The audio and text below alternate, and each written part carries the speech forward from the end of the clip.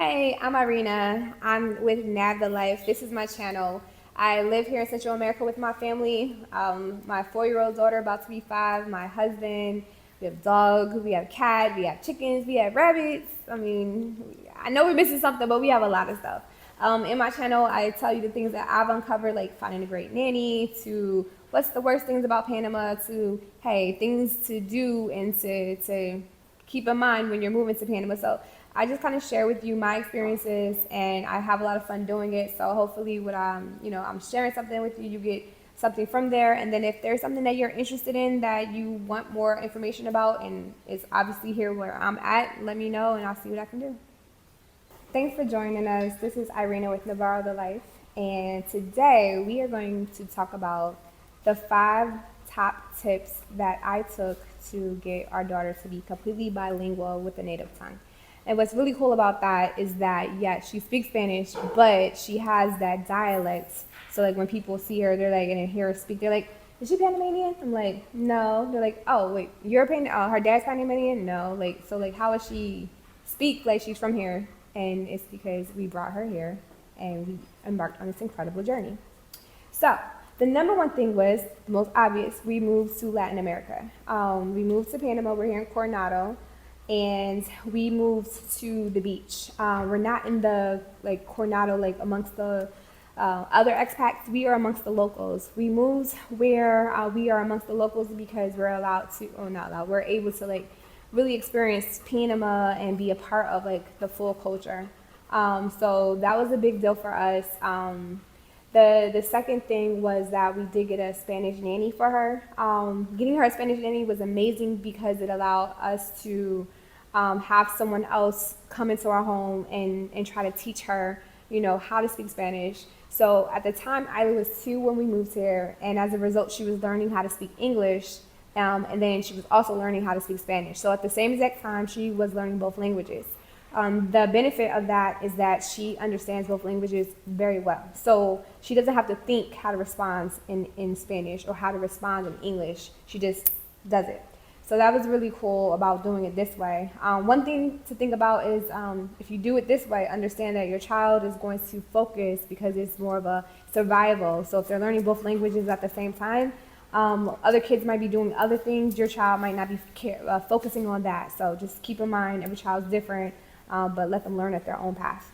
The third thing was friends. So yes, we moved to the beach. We had a Spanish nanny, and then we created relationships with other people that had kids around our daughter's age.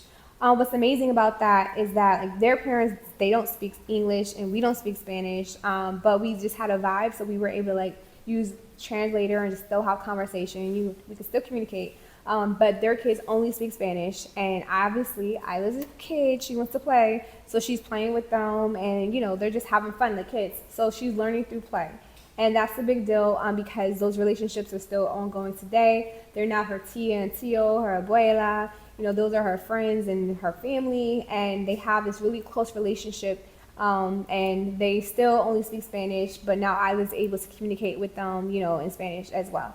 So friends is a really big thing. Number 4 was we put her in Pippi's Love Academy, and so they are a sensory school, and it was really good for her because they speak only Spanish there. So sometimes they would have some people that come in and speak a little bit of English, but the teachers they teach in Spanish. So not only was she getting it from her nanny, not only was she getting it from her friends, but she was out at the school getting it as well. So, here we are 2 and 3 years old, and she's in 4. She's well, we left at 4, but she's right in there being immersed totally with, everyone speaking Spanish. She's only getting English here, and then everything else is Spanish.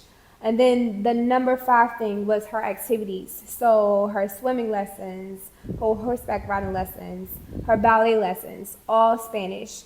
And then her activities her tea parties, her gardening, all of that, all Spanish. So here we are where she's outside of school doing activities that are still, they're super fun. You're riding a horse, things like that, but your instructor is all Spanish. So everywhere was full submersion. The only time she wasn't speaking Spanish was when she was talking to me and her father. And then when we go to the States.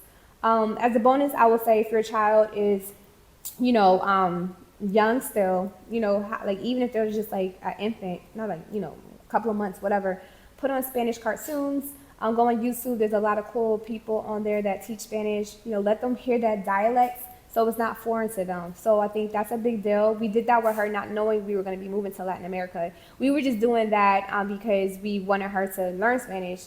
But I think that that was a big deal. I think that was something that kind of like allowed her mind to just kind of understand that there was a different way to pronounce things. Another thing is that when you leave for the summer, like for us, we leave every summer, and when we do that, we're around a whole bunch of English speaking only people. So what we do is we still provide her a lot of like cartoons in Spanish. Like we'll put YouTube channel, all Spanish cartoons. And then like we're looking for like other families that have kids that only speak Spanish, or they can be bilingual. So during the summertime, she's still keeping that going. We just want to keep it very natural. And then you know, the way this all worked out for us, our next step would be for us to take on Mandarin for her like next year. So for me, I know that any child under 8 years old, they can learn a different language and have like that native dialect. And if you're trying to embark on that journey, I'm going to say it's definitely worth it. It's very, very rewarding. Like we had no idea that we were going to get to this point. I was 100% totally bilingual, without a doubt, hands down. And I can tell you the first time we found out, we didn't know she was, but we saw one of her friends were sad, and she walked up to her and she was just like, Sophia, que sopa. We're like, wait, is I speaking Spanish? And it just went from there. So if that's the journey you want to take, you know, kudos to you, and do it, and you will be very thankful that you did. So thanks for tuning in. I hope that I gave you some good tips, and we'll see you in the next video.